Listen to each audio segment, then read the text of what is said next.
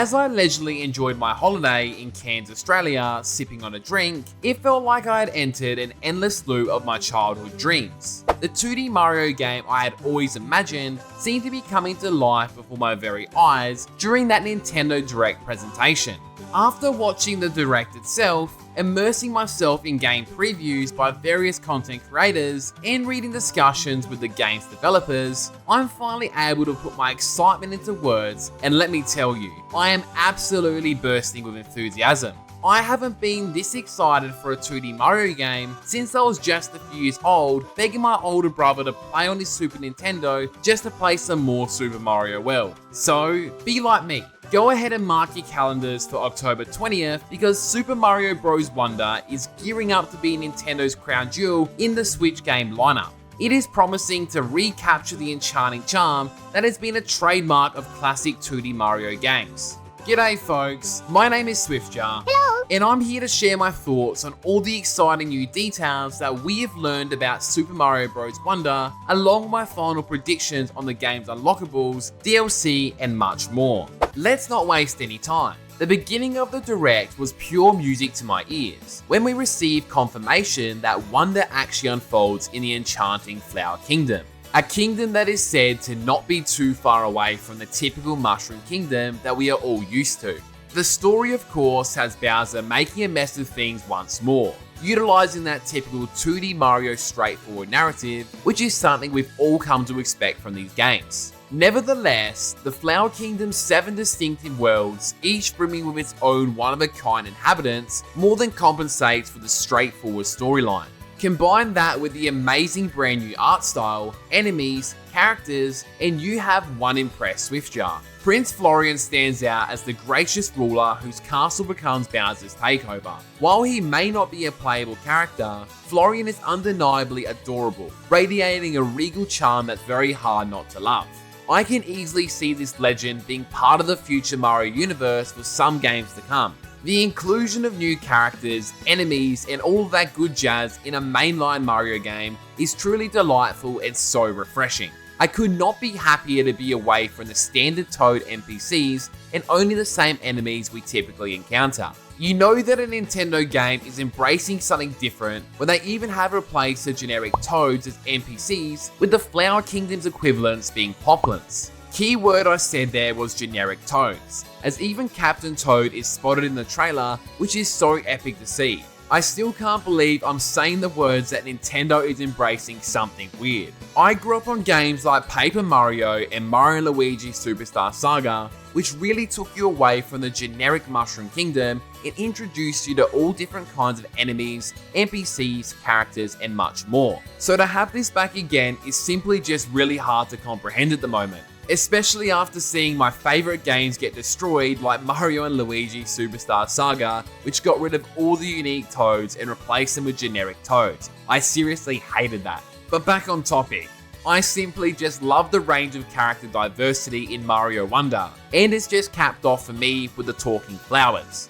From the footage so far, they appear to offer so much personality to the world, giving hints and even some coins if you water them. Speaking of the world though, let's go ahead and talk about the map and the levels. As mentioned earlier, the game is set in the Flower Kingdom, and it has 6 different worlds, as well as a central area to which all of them connect, being Petal Isles. From the Pipe Rock Plateau, a rocky landscape with several mountains, to the pink cloud icy enchantment of Fluff Puff Peaks. Every world and level showcased was a true testament to creativity, charm, and pun intended, it was just sheer wonderful. I won't go into any more details in terms of the world and the levels though, as I could literally be here all day. Instead, I'll have a separate video for that releasing in the next week or so, going over all my thoughts on it. What I did find very exciting though is the inclusion of open areas on the map that gives Mario the freedom to explore and take on courses in the order that suits you. And here's the cherry on top as well. Once you've conquered a course, you can simply replay it from a menu that takes you straight to that level on the map. It is certainly a game changer for sure. It was also so charming to watch creators play through the levels with such a big smile on their face. I also really like how the levels have a difficulty meter on them as well, maybe suggesting that some levels could be that little bit difficult for people like me who really like a challenge. Just as the environments are different, so too are the enemies. There's obviously the staples players will recognize from Mario games like Goombas, Koopas, and Lakitus, but there are plenty of new ones as well. The best part for me though is, even the standard Mario enemies have been redesigned with a new art style in mind. Your typical Goombas don't really look that much like Goombas, and even the standard Boos look much more like their Super Mario Bros. 3 rendition, and I just simply love this. It really drills home the fact that this world is not in the Mushroom Kingdom. There are honestly so many new enemies, and the level of creativity between level and enemy design is simply amazing. This is what happens when developers are given unlimited dev time during the prototyping phase. Again, I could talk all day about the enemies as well, but I won't, as I've also got a separate video planned for the enemies on their own. Speaking of enemy diversity though, I also have to mention the characters. We got confirmation that alongside Mario, we can now select Luigi, Peach, Daisy, Yellow, and Blue Toad or Toadette. These characters all play the same, allowing for some freedom of expression through character selection. A number of different coloured Yoshis are also available, plus Nabbit. Nabbit and the Yoshis don't take damage, giving less skilled players a chance to progress through levels. They can, however, still die from falling down pits and won't transform with power-ups. I personally would have much preferred only Nabbit to be the easy mode character though, as Yoshi is one of my favourite characters from the Mario universe, and I feel like I'm kind of cheating the game if I do decide to play as a Yoshi. Thankfully though, I do have some younger nephews and nieces that might be able to play as Yoshi, so I get that feel that I'm kind of playing with Yoshi though. I'm just really glad that we got a few extra characters to deal with those new range of enemies. Thankfully though, Mario and his pals will have an array of new power-ups plus wonder abilities to take them down. Let's go ahead and start with the power-ups. The chief among these is definitely the new elephant form, which allows Mario and his friends to transform into elephants and perform sweeping attacks with their trunks. The trunk can also be used to store water and sneeze it out. It is honestly hilarious seeing the elephant forms also successfully ride a Yoshi. Seriously, I am wondering how much Yoshi can actually deadlift now. Another new power-up is the bubble ability. This allows you to throw bubbles, which captures enemies. You can also bounce on these bubbles to reach high areas. I never thought of this as a potential power-up ever in my life, and after seeing it, I absolutely adore it. There's also a new drill form in this game, which allows you to deal with spiky enemies very easy, and you can also drill down or up and burrow into the earth while using it. This kind of feels like it could be a little bit broken in some levels, kind of like how the feather was broken in Super Mario World, where you could literally just fly through the entire level without seeing a single enemy. Alongside the new items, we also have some returning ones as well. To start with, we have the classic mushroom that makes Mario bigger, Fire Flower that turns Mario into Fire Mario, and a star item which turns Mario into Invincible Mario. I also need to mention here that I love Ghost Mario, which doesn't require an item, but this happens when Mario is defeated in co-op. These items are all epic, and I really hope we see a few more in the final release, because the creativity here is truly dope. Speaking of creativity, I have to mention the wonder abilities because they are just as elite. Before we get into that though, I just wanted to let you know that you can join the Swift Cafe Discord server where you can chat with Mario fans 24/7 and myself. We also have a current giveaway running on this channel at the moment, which you'll be in the running for as long as you're subscribed. To learn more about that, you can just check the pinned comment below.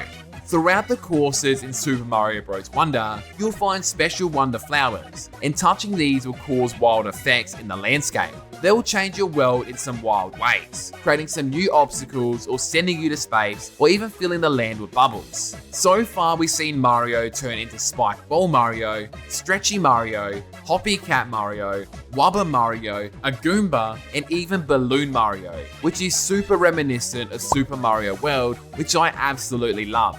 I'm expecting we are going to see a lot more of these transformations, just like we saw in Super Mario Odyssey. Along with these transformations in the levels, there are also several collectibles that can be found, including the 1-up mushroom, 10 flower coins, flower coins, and of course the Wonder Seeds. These all just add to the amazing atmosphere that Wonder is creating.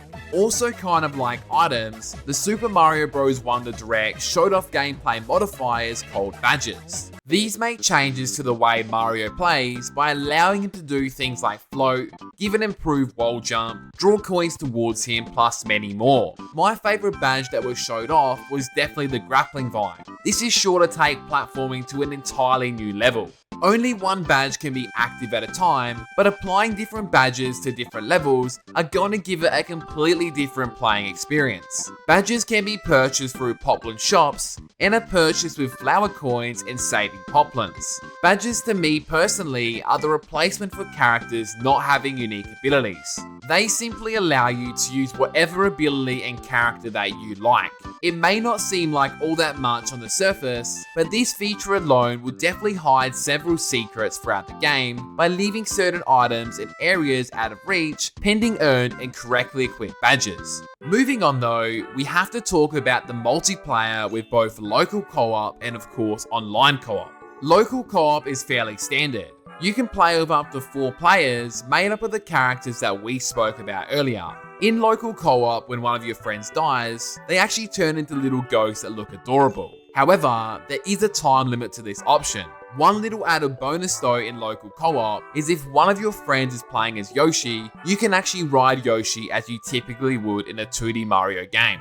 Online play is a very different story and a very interesting one at that. In online play, you can't directly play with your friends. You can actually see other players on the world map and in courses, kind of like you can in Diablo.